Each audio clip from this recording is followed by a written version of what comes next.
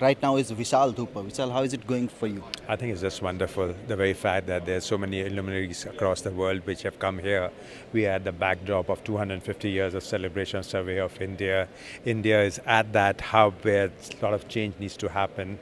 And more important, because of the youth of the country, there's a new computing model that's facing us. If the adoption happens, the whole country can be as bright as what it has been in software development for a number of years. I was listening to your presentation, and you call this time quite path breaking. What make you say so?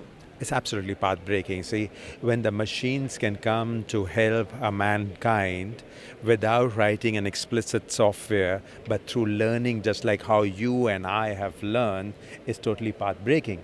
And therefore, the application then does not only belong to a domain expert or to a person who writes the code. It's available to everyone who can use it, and the applications becomes that much more democratized. That's why it's absolutely path breaking, and it's even more critical for India. Okay. And where does NVIDIA fit in this change? Oh, NVIDIA is at the heart of deep learning.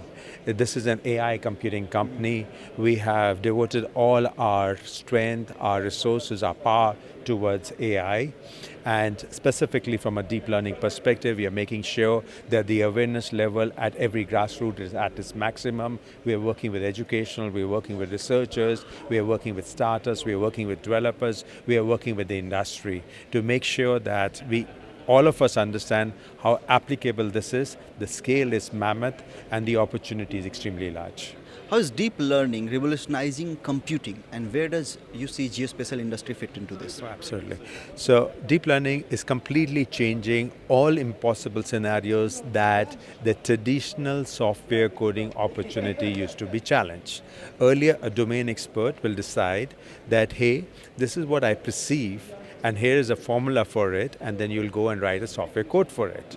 Now what you're saying is that look at the patterns, look at the images, look at what's happening around you, and through your experience try and identify what needs to happen. One of the examples that I didn't state today in my call, in Agartala, landslide yielded 55 days of blockage to that city. Can you imagine in a year like this, in a time of the period that we are looking at, if you get blocked for 55 days, how much of a challenge to the economy it is. But if the patterns of landslide could be figured out earlier, where you knew that, hey, because of deforestation, because of climate change, because of the river changing its pattern, there's going to be a landslide, you could have rerouted the entire road. And that's the difference that the new age is making. Okay. It also makes me ask you that how do you think that deep learning and artificial intelligence can help solving bigger human problems? Oh, absolutely. The biggest problems of humanity are going to be solved through deep learning.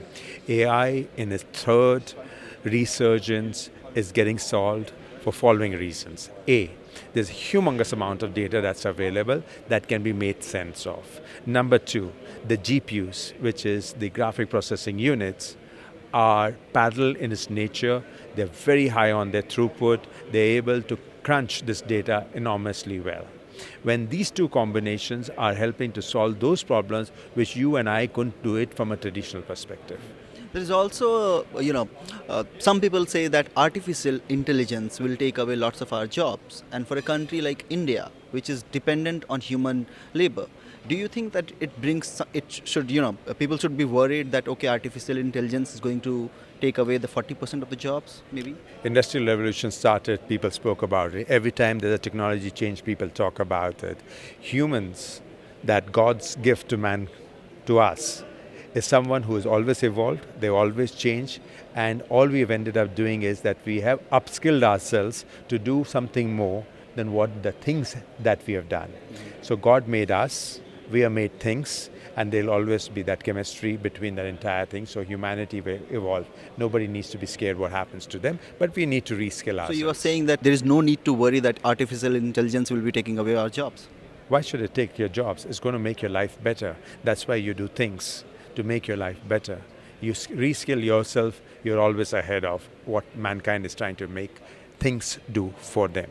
one of the interesting things that was discussed over here is that how some cities in China have managed their traffic and now they're ready for autonomous vehicles. Do you think the trend can we can implement the same thing in India given the chaos in traffic that we see? So India is also talking about autonomous. People are talking differently. People are talking about, hey, can I have autonomous vehicles in my factory in a controlled environment? People are talking about, hey, can my farms be automated so that the vehicles can do justice to it? And while they're automated, can they understand the soil chemistry, what needs to be done? People are talking about in controlled environments like tanks, etc., that can be automated.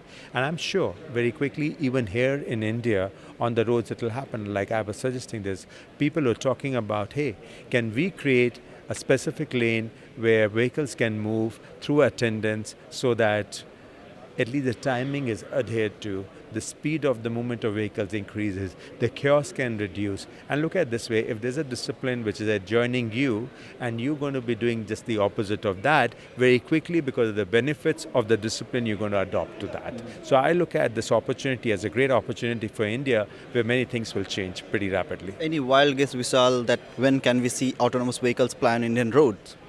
I believe it depends upon what situation they're talking about.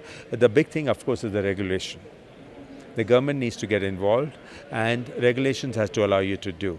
Will vehicles be ready? Definitely the vehicles which are coming from international, they're going to be ready very quickly. We've already seen Tesla talk about it. We're already hearing Daimler talk about it. We're already talking about Audi talking about it. We know Tier 1 guys are talking about it. And all these vehicles participate here in India. So I believe that it's pretty much a global world and it should happen pretty much at the same time when the rest of the world adopts it. It's up to us as government, as citizens, how we want to adopt to it. Vishal, thanks a lot for Thank speaking you to very you. much. Pleasure.